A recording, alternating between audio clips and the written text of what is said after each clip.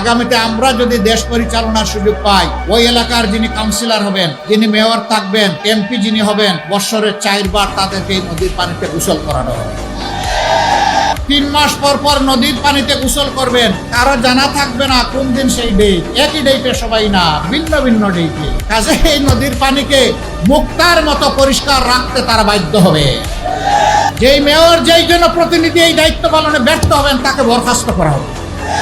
সমাজকে অসুস্থ রেখে কিসের মাতব্বরি আর তোমার নেতাগিরি? সমাজের দায়িত্ব যিনি পালন করতে পারবেন চৌকিদার হিসেবে, তার হাতেই সম্মানের চাবি তুলে দেওয়া হবে ইনশাআল্লাহ। 5 বছরে একবার এসে দিনে রাত্রে 24 ঘন্টা 2 হাত দিয়ে শুধু সালাম দিয়ে যাবেন। বাজারে টুপির দাম বাড়ায় দিবেন, তসবিগুলা হাতের মাঝে ঝুলবে, ওয়াক্তে বেওয়াক্তে নামাজ পড়া শুরু করবেন, জিতা বাপেরও কবর জিয়ারত করবেন। এগুলা বাদ দেন। আপনি যদি আল্লাহকে ভয় করেন, নির্দিষ্ট কোনো ধর্ম যদি আপনি সম্মান করেন, অনুসরণ করেন, আপনি সারাটা বছর করেন।